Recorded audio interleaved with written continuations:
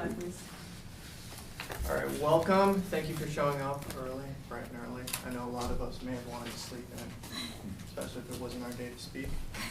My name is Wade, as you can see on the board. And I'm an Eagle Scout, so that's kind of going to be the focus of the topic today. So just a show of hands, how many people have ever been in scouting? No scouts, Eagle Scouts. So I know we talked before, and I know you talked in your speech. And so I'm going to be talking about how scouting has helped me personally, as far as coming out of my shell, becoming a lot more confident, becoming a leader, and initially just becoming a man. Obviously, with scouting, you start when you're pretty young. And so stepping back a few years, I was about 12, came to Pennsylvania for the first time from the foster care system in California. My parents had lost custody of me, was diagnosed with PTSD at a very young age. So obviously, a kid who's just been in a system that's very different than the regular world, it's kind of more like an institution, where everything is kind of more organized, and then you're coming into a place that's 3,000 miles away.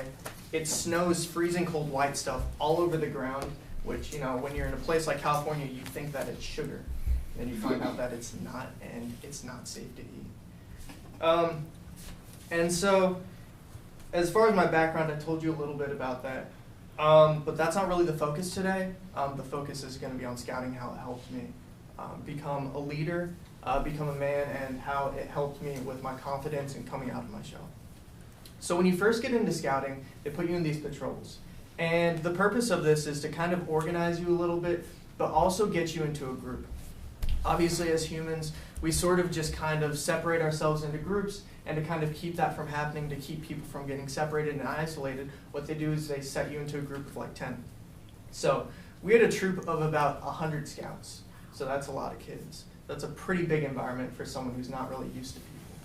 And so some of the responsibilities they give you are, you kind of have to take care of yourself on the camping trips. You have to budget your meals. As a 12-year-old, obviously, you're going to think, flaming hot Cheetos, anything bacon, cookies, donuts, ice cream, all of that. And of course, they say, oh, get vegetables. And thankfully, our parents or our mothers or whoever weren't on the trip because we'd be getting yelled at pretty frequently. So throughout the entire trip, you are left on your own. You see the adults maybe once. You have to start your own fires, set up your own camp, take care of yourself.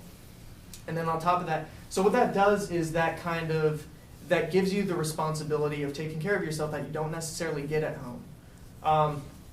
Secondly, it's fun. It's something that'll, get someone out of their shell. It's a relaxed environment.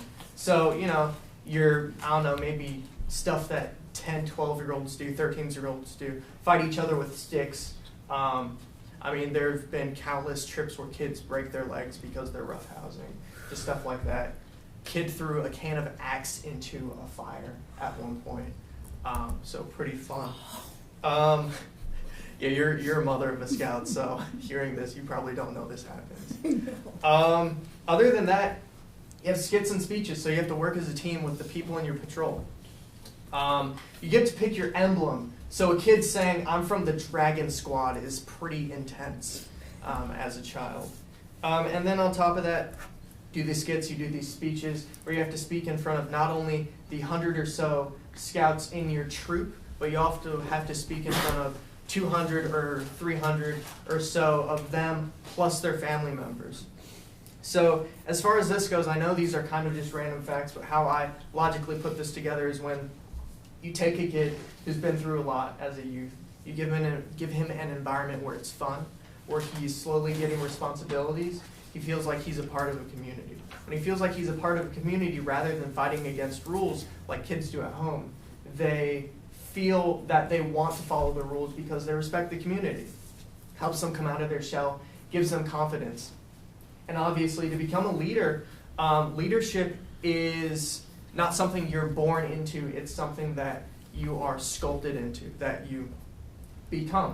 And so obviously to become a good leader, you need to be confident. If you want people to follow you, to follow your lead, you have to be confident. Someone's not going to follow someone who's kind of, a little weak, soft-footed. Maybe if they're patient, but they're, strong, they'll follow them.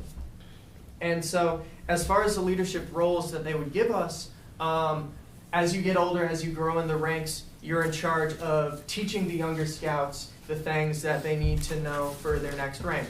Teaching them how to take care of frostbite, how to build a shelter, how to set up traps if they're ever stuck in the woods, how to build a life vest with a dress shirt, how to start a fire if you only have 2 sticks, which is, I know people are like, oh, 2 sticks, but it does work. It's friction.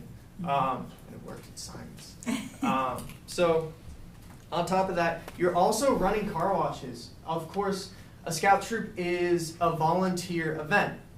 So you have fundraisers. And part of that is you are leading the fundraisers. You're setting them up. You're setting up the popcorn sales, where you're going to do them. You're setting up where you're going to have the camping trips. You're talking with the adults. You have the leadership meetings that you go to if you're a patrol leader, which I was a few times. You're doing the Order of the Arrow, which is another organization within. You're teaching kids how to do different merit badges. Wilderness survival was a big one. I know I've talked about that a little bit. And on top of that, you are slowly given more and more responsibilities so that eventually, if you do decide to become an Eagle Scout, it's a natural position. You've already done everything, so you know how to lead a group of people. And then on top of that, obviously becoming an Eagle Scout is kind of like a step into man. It's like a rite of passage, like they did in the old days, Like tribes would go hunting, I don't know, with scouts, you just become an Eagle Scout. And so given that I didn't have a father, I didn't have parents, I had my grandma, but obviously she's not a father figure, that's something that I desperately needed. And scouting gave that to me. Instead of having one father figure, I had 40 guys that I could look up to.